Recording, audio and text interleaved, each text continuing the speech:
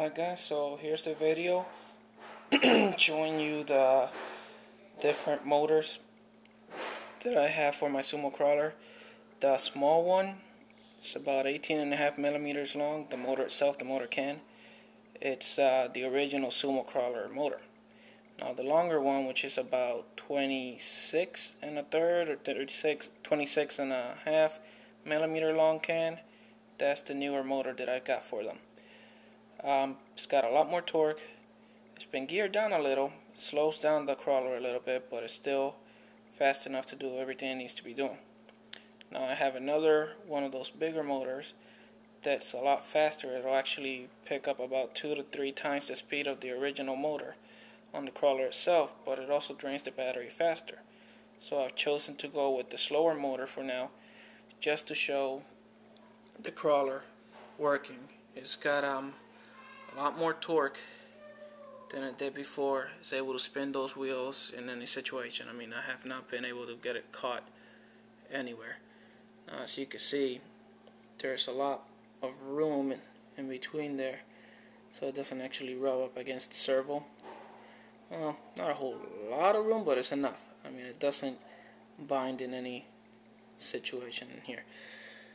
Now, the motor is as big as you can go as far as dimensions go with this crawler, unless you change the transmission and transfer case and all that craziness, which some people I guess have tried. It just doesn't turn out to be too nice. I mean, I'm trying to keep this crawler looking as stock as possible. By that I mean using the same transfer case and everything. Some things have been changed that obviously are not stock, but I don't feel that you need to put a lossy microcrawler, transmission and transfer case in there with their motor just to get a little more power. You should just go this route. This motor has enough torque in it to do whatever it is that you need to do. Now I'm going to try to make a video of this motor on this crawler, and then I'm also going to make a video of the faster motor so that you see the difference. Now the faster motor is not going to have as much control as this one does, but it's fun. Now I didn't show you guys this before, but on the Mickey Thompsons, I actually cut out every other thread in it on the front tires, just so there will be a little bit of a hole in there and the tire will be able to grip onto the rocks better. Just those 2 pieces right there, and then those 2 right there, and so on and so forth. It helped a lot. I left them on the back tires just so I have a bigger surface area actually making contact with the ground, but the front ones I cut those off, and it made a big improvement. Now because I have this better camera now, it's not just my phone, I'm going to show you the steering arms in front and all that stuff. So you see that I got that threaded rod in there. It's a lot stronger than the original one, so it could take the abuse. As you can see, it's been taking a lot of abuse lately. Everything's got that rock rash or whatever you guys call it. Now as you can see, I've already taken out the servo saver, which I believe was a pain in the butt considering the size of this guy. I mean, you really didn't need that. And I've put on some Metal Gear servos in there. Now because they come with those extremely long wires, what I did was cut the wires down to the length that I needed them, so that I didn't have to wrap them around on the inside of the crawler itself and then have them come out again. So that's what that is. Cut the wires down, and then the rear one I also cut it down, but of course it had to be a little bit longer to reach the front.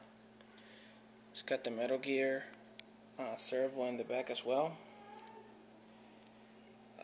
So you can tell it's got the wheel weights there. See, the tire is complete. I haven't taken any threads off of this one. And then you got the wheel weights on the outside. Now those bolts right there are the ones that get caught on the rocks that I was talking about before, because they stick out just a bit.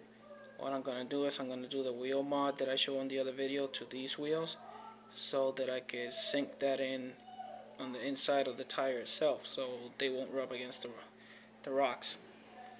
Because I didn't show you guys a good video on the other one with the camera that I had, I want you guys to see where I have the hole locations.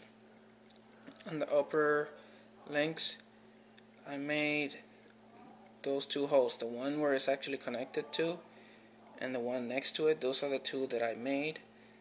The one in front worked out better for the articulation.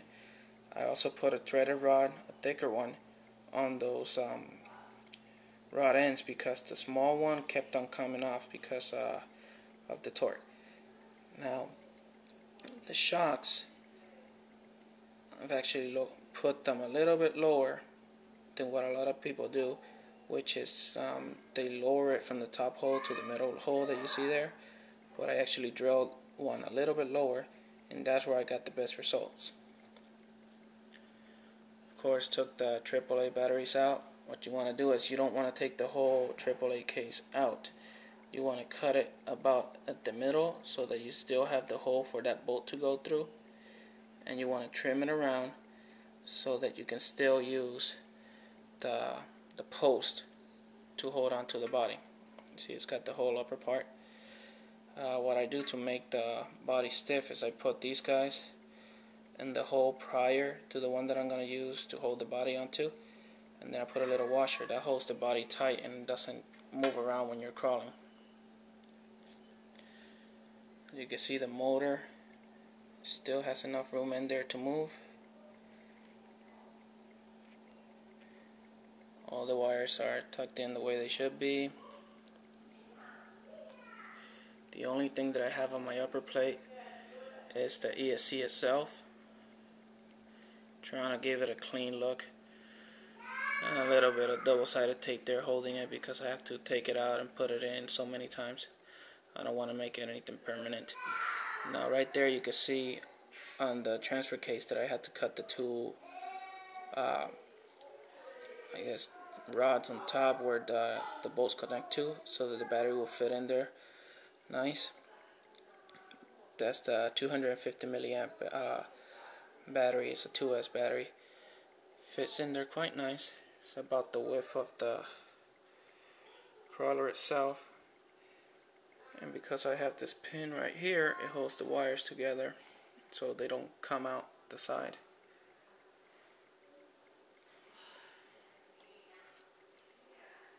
And that's the front view.